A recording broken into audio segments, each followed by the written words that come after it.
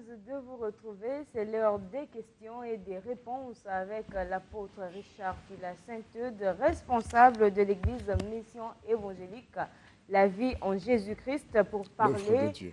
Merci beaucoup. C'est déjà l'avant-goût. Vous comprenez qu'après, nous allons recevoir le pasteur Aluna. Et donc, je disais que l'apôtre Richard Fila Saint-Eude est le responsable de la mission évangélique œuvre de Dieu. Et avec lui, nous allons parler des armures et stratégies du combat spirituel. C'est donc la continuité du thème que nous avons abordé dimanche dernier. Bonjour apôtre. Bonjour. Vous allez bien? Très bien. Merci. Et donc, dans notre précédente émission, vous disiez que Satan attaque par la ruse, notamment au moyen de la séduction et la tentation. Et donc, la première cause du malheur ou du combat spirituel, c'est le péché originel, partant du jardin d'Éden. Et autre cause que vous aviez évoquée, c'est l'idolâtrie et la nécromancie.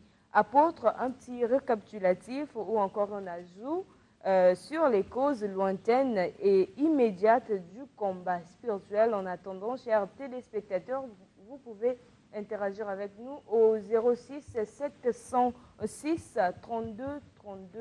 Apôtre, vous avez la parole. Oui, et donc il s'agit là même de la problématique du combat spirituel dans toute sa réalité, les implications, les conséquences. Et on n'aura pas assez de temps, mais nous ouvrons ce chapitre, cette rubrique, alors que nous sommes à la fin de notre étude sur ce qu'on appelle la prière de notre Père, qui a été présentée comme un code d'accès aux réalités célestes, aux principes du royaume de Dieu, à la puissance, à la nationalité céleste sur terre, comme une feuille de route, etc. Alors la toute dernière partie se présente comme telle, ne nous induit pas en tentation ou ne nous soumet pas au malin, mais délivre-nous du mal. Je voudrais déjà placer la toute dernière partie, car c'est à toi qu'appartiennent dans tous les siècles la puissance, l'honneur et la gloire. Donc, il y a une raison pour laquelle on attribue à Dieu la puissance, la gloire. Donc, car met un pont entre la première et la deuxième partie. Pourquoi on attribue à la fin à Dieu? Car c'est à toi qu'appartient la puissance, la gloire et tout ça au siècle des siècles. Parce que, justement, dans cette conclusion, dernière partie de cette prière, on est mis face à la réalité du combat spirituel. Ne nous abandonne pas aux pièges, aux stratégies du malin, mais délivre-nous. Pourquoi nous demandons la délivrance face aux pièges, à la séduction, aux armes du diable? Pourquoi nous crions vers Dieu? Pourquoi nous tournons vers Dieu? Car c'est à lui la solution, la clé. C'est à lui qu'appartient les clés de la délivrance, de la liberté, de la prospérité. Tout ce que le diable est venu voler par sa malice depuis le jardin d'Éden, il a volé la paix, la prospérité. Apôtre, nous avons déjà un c'est à appel Dieu que se trouve le succès. Vous êtes en direct de Studio 210. L'apôtre vous écoute. Oui, allô, posez vos questions à l'apôtre. Allez-y. Vous êtes en direct, il vous écoute. Ouais, sinon on passe. J'ai très peu de temps. D'accord, alors, apôtre. Je propose Matthieu 16 tout de suite, le projet de Christ qui présente ici, qui établit la raison même de l'Église comme une base militaire, comme son quartier général. Jésus, quand il vient dans le monde avec son projet de bâtir l'Église, il inclut le combat spirituel, parce qu'il vient dans le camp de l'ennemi, parce que nous avons déjà rappelé que le monde entier a été soumis à la puissance et au contrôle du malin à cause du péché qui a éloigné l'homme de Dieu et l'a soumis à l'empire du malin. Quand Jésus vient pour sauver l'humanité, il présente son projet et son plan d'action. Et moi, je te dis que tu es Pierre. Je suis au verset 18 de Matthieu 16. Et sur toi, sur ce roc, je bâtirai mon église, et que les portes du séjour des morts ne prévaudront point contre elle. Je te donne les clés du royaume des cieux. Donc, Jésus, ici, engage implicitement l'Église, donc sa base militaire. Voilà, nous allons donc décrocher à cet appel. Vous êtes en direct, l'apôtre vous écoute, chers téléspectateurs. Oui, rapidement. Allez-y, s'il vous plaît, l'apôtre vous écoute. Voilà. Le salaire du péché, c'est la mort. Jésus, nuit et jour, il n'a pas péché. Mais il est mort. Mais Satan pêche nuit et jour. Satan pêche nuit et jour. Mais Satan n'a jamais été mort. Quelle est la réaction de l'apôtre? Réaction, apôtre, vous avez compris sa question? Oui, ça a été presque, c'était répondu presque dernièrement. Pourquoi Dieu tarde-t-il donc à punir, à régler le compte du diable? On avait déjà dit que Dieu a un chronogramme, il a sa feuille de route, il a un plan, il a planifié. Donc nous sommes dans les derniers temps. Une fois Jésus face à un démon, un possédé, les démons eux-mêmes, ils savent qu'un jour leur est fixé. Ils ont crié qu'as-tu, fils de Dieu, avec nous, car notre temps n'est pas encore arrivé. Donc les démons savent que leur temps arrivera où ils seront jugés et jetés en enfer. Dieu a tout planifié, mais il veut donner du temps à l'humanité de bien le connaître. Dans tous les cas, c'est des questions qui relèvent, encore une fois, de la souveraineté de Dieu. Mais soyez-en sûrs, Dieu a prévu un temps. Voilà, une question, apôtre. Alors, quelles sont les armes du combat spirituel? Ok, les armes sont plusieurs. Il y a des armes offensives, il y a des armes défensives. Donc nous allons, donc ça nous pousse droit vers Éphésiens chapitre 6, à partir du verset 9-10 jusqu'en bas. Nous allons les lire tout à l'heure. Il y a les armes de Satan, il y a les armes de Dieu dont chaque croyant, chaque chrétien devrait se revêtir. Quand nous parlons armure, l'armure est beaucoup plus, concerne beaucoup plus les armes défensives. Donc il y a la cuirasse qui protège des traits. Donc il y a la cuirasse et il y a le casque qui protège la tête. Donc dans la tête ou sur la tête, nous avons les yeux, les oreilles, la bouche, etc. Ça veut dire beaucoup de choses là. En même temps, les pensées, la conception, la perception, la compréhension, l'intelligence, comme dans Éphésiens 4. Donc, l'homme a une intelligence obscurcie. Mais dans Romains 12, Jésus parle du renouvellement de l'intelligence. Tout ça, c'est le domaine de la tête, la manière de penser, la philosophie, etc. Alors, lorsque Christ nous revêt de ces armes, il y a des armes spirituelles qui couvrent le domaine de la vision, le domaine de la pensée, le domaine du discernement par les yeux, par les oreilles. Donc il y a tout un travail. Donc j'ouvre juste ces pistes de méditation, de réflexion, de révélation, dont le temps ne suffirait voilà, pas. Nous avons il y a des armes offensives et des défensives. armes défensives. Vous êtes en direct, l'apôtre vous écoute.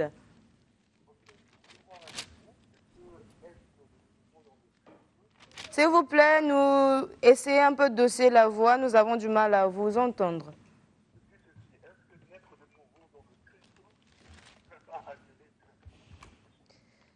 La liaison n'est pas bonne.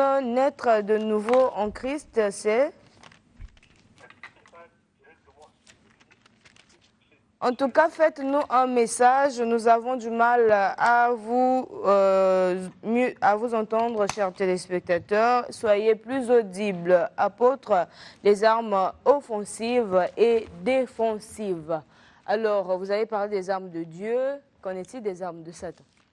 Oui, Satan est beaucoup plus offensif, agressif, mais dans toute la subtilité.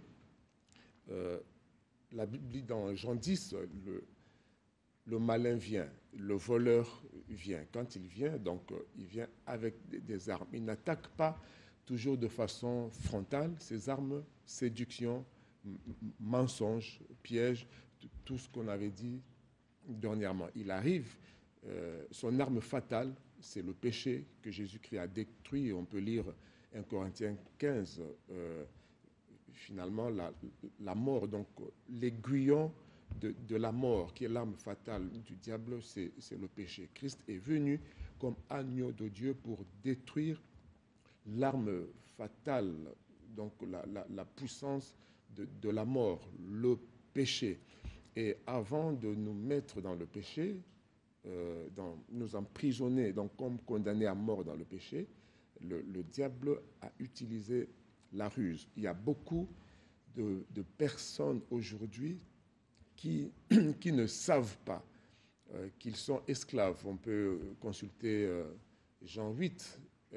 Les Juifs sont traités par Jésus, enfants ou fils du diable. Deuxièmement, il les a traités d'esclaves. Ils ont dit non, nous n'avons jamais été esclaves de qui que ce soit, nous sommes fils d'Abraham. Jésus leur a démontré que tout ce qui triomphe de nous rend esclaves. Donc on peut être esclave de la boisson, esclave du sexe, esclave d'argent, esclave des vices, esclave de la drogue et de toutes les dépendances qui nous tiennent. Voilà. Nous allons décrocher à cet appel. Vous êtes en direct. L'apôtre vous écoute. Oui, posez votre question à l'apôtre. Bonjour. Je voudrais poser une question à l'apôtre. Voilà, il vous écoute. Oui, quand je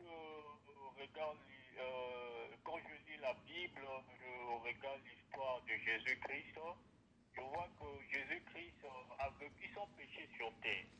Mais quand je lis l'apôtre parler, c'est comme s'il est en train de dire que le combat spirituel surgisse lorsqu'il y a du péché. Maintenant, pourquoi, comme Jésus-Christ a vécu sur son péché, pourquoi Jésus-Christ était-il confronté au combat spirituel? D'accord. Merci beaucoup, apôtre. À vous la parole. Alors, au fait, Jésus est venu pour libérer justement le combat de Jésus. C'est pour détruire l'arme qui a anéanti, emprisonné l'humanité. Il est venu comme un commando en mission pour libérer les captifs dans une prison. Donc, l'humanité détruite, comme Romains 5 le dit, par un seul, toute l'humanité est morte et en prison, et par un seul, toute l'humanité est délivrée. Donc, Christ, son combat, c'est nous délivrer de l'emprise du péché, de l'emprise du diable, de la dépendance des œuvres de la chair, qui ont comme conséquence la mort éternelle, la séparation d'avec Dieu. Donc la seconde mort dont on parle dans l'Apocalypse, la mort. Dieu a tellement aimé le monde qu'il n'a pas voulu abandonner l'humanité au contrôle du péché, du diable, au contrôle des malédictions et toutes les conséquences du péché. Christ est venu pour ça et il a vaincu le péché. C'est pourquoi il a vécu sans péché. Donc le péché n'a pas pu l'habiter. Et il est mort sans péché, c'est pourquoi il en est sorti vivant donc, de la mort. Et il nous donne l'autorité de vaincre le mal, de combattre. Alors, nous allons prendre cet autre appel. J'espère que vous êtes en train de recevoir vos réponses. L'apôtre vous écoute. Bonjour à vous. Oui, bonjour. Je voulais m'annoncer. Allez-y, l'apôtre vous écoute. Ok. Mais lui, il parle de Jésus. Jésus est venu libérer de nos péchés. Mais Jésus est mort pour nos péchés. Mais pourquoi les péchés existent encore? C'est ça ma question. Merci, apôtre. 2 Corinthiens 5, Une question intéressante. oui. 2 Corinthiens 5, 17, par exemple, déclare que si quelqu'un est en Christ, les choses anciennes sont passées. Voici, toutes choses sont devenues nouvelles. Nous constatons que dans notre nature profonde, quand nous sommes sans Christ, nous sommes vraiment livrés au péché, esclaves du péché. Nous qui prêchons aujourd'hui et les gens qui nous suivent dans le chemin de Jésus-Christ par ses enseignements, son esprit, etc., nous constatons qu'il y a des gens qui étaient esclaves du péché et qui sont délivrés de la drogue, de l'impudicité, des malédictions, même de la boisson, de la drogue, etc. C'est ce qu'on appelle par la conversion. Mais étant dans cette chair, on avait parlé de la dualité, de ce duel entre l'esprit et chair. Alors, on n'est pas totalement libéré du péché, mais on a des armes pour combattre le péché. Donc, on n'est plus esclave du péché quand on est en Christ. Donc, Dieu a prévu un temps. Donc, ce corps de la chair est utilisé par le diable. Mais celui qui n'a pas les armes que donne Christ, la justice, la vérité et toutes ces armes, la foi, la parole, l'épée de la parole, ne peut pas résister au péché qui est une des stratégies ou une arme du diable. Si vous êtes né de nouveau, vous reconnaissez que vous êtes pécheur, vous n'arrivez pas à vivre librement de certaines passions et vices, Christ est venu pour ça, détruire en vous cette nature du péché et vous donner les moyens de commencer à renverser la tendance. Alors, nous allons recevoir cet appel. Christ, vous êtes en direct de Studio 210. L'apôtre vous écoute. Oui, allô, posez votre question à l'apôtre. Prière de vous éloigner de votre poste téléviseur. Oui, ma question est de savoir, et celle-ci. L'apôtre nous a parlé de Jésus qui avait pour socle l'Église. En entendant parler, c'est comme si Jésus venait pour créer une nouvelle Église. Autant que quand nous prenons Matthieu, versets 5 à 17, on nous dit qu'il était venu, lui-même l'a dit, je ne suis pas venu pour abolir la loi et les prophètes, mais pour les accomplir. Donc déjà, ce que lui dit là, créer une nouvelle église, c'était déjà une fausseté, parce qu'il n'avait pas l'idée de créer une nouvelle église. Et une autre question, si déjà le mot église n'existe pas en hébreu paléolithique, parce que l'hébreu paléolithique a 21 lettres, donc là le mot église n'existe pas. Si Jésus qui parlait hébreu a parlé le mot église, qu'il nous écrive église, le nom église en hébreu paléolithique et qu'il nous le montre à la télé ici là, comme ça nous pourrons le croire. Merci à vos réactions, apôtre. Merci. Ecclésia est bel et bien ce qu'on entend en français par église, donc l'assemblée de ce que Dieu a mis à part. Le mot ecclésia n'a pas été inventé par Jésus. Les gens de l'époque avaient déjà leur ecclésia, donc les assemblées politiques comme on a aujourd'hui. Il y avait plusieurs ecclésias. Jésus vient parler de son ecclésia, de son assemblée, des personnes que lui, il met à part pour sa vision, son projet à lui. Il existait déjà chez les Grecs, les Romains, des ecclésias, donc des assemblées. Ça veut dire assemblée. Jésus dit mon église, parce qu'il y en avait qui n'avaient rien à voir avec sa vision, ses objectifs. Alors son ecclésia, à lui, ce mot ecclésia qui a donné assemblée, etc., a existé dans la Bible. Donc on est bien assis ici établi dans la parole de Dieu quand on parle de l'église. Et cette église, c'est justement une nouvelle église parmi les ecclésias qui existaient à l'époque. Alors, apôtre, nous allons lire ce tout dernier message. Plusieurs téléspectateurs nous appellent, mais nous prenons ce message. Bonjour, voici ma question.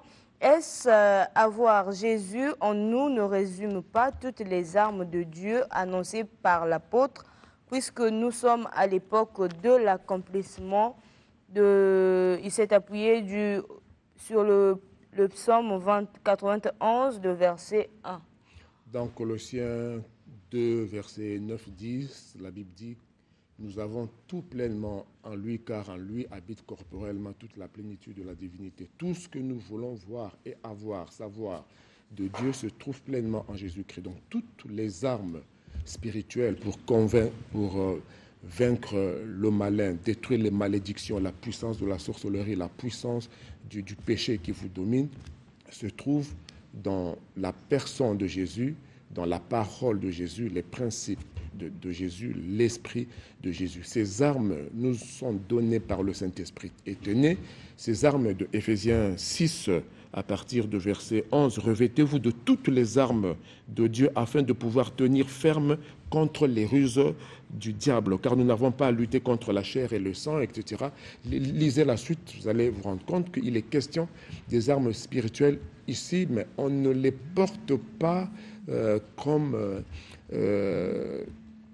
ça me rappelle ce film de Xor par transmutation, et puis face au combat, au démon, et puis tu invoques, tu as les armes. Non, toute notre vie chrétienne est un combat. Nous devons être revêtus de la justice, de la foi, du zèle de la parole, et puis par la suite une vie de prière.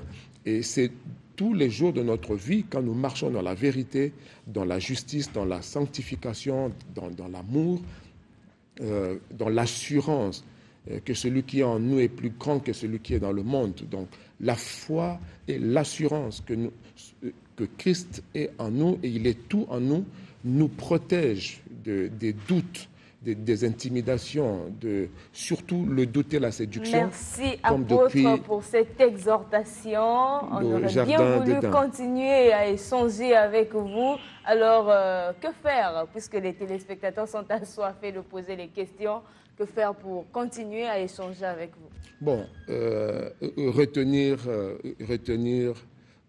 d'abord que le combat spirituel est réel et Jésus a donné toutes les armes, l'autorité spirituelle dans son Église et ses serviteurs sont là pour instruire et équiper le peuple de Dieu de toutes les armes nécessaires et que la victoire sur le mal, sur le péché, la malédiction, la sorcellerie est réelle par le nom, l'esprit et la puissance de Jésus-Christ. La suite, même hors émission, sinon dimanche prochain, parce que nous avons juste commencé à introduire la conclusion. Nous allons atterrir certainement dimanche et s'ouvrir sur un autre thème. Nous répondrons volontiers au 06 903 51 14. 06 903 51 14. Que Dieu vous bénisse. Que Dieu vous bénisse également, apôtre. Je ne sais pas si j'ai cette onction aussi de prononcer les paroles de bénédiction. Vous l'avez compris, c'est donc la fin de ce plateau questions-réponses. Nous étions avec l'apôtre Richard Fila Saint-Eudes, responsable de l'église Mission Évangélique, l'œuvre de Dieu. Restez scottiers parce que nous allons nous entretenir cette fois-ci avec un autre homme de Dieu. Apôtre, nous vous souhaitons un excellent dimanche. À vous aussi. Que Merci. Dieu vous bénisse. À bientôt.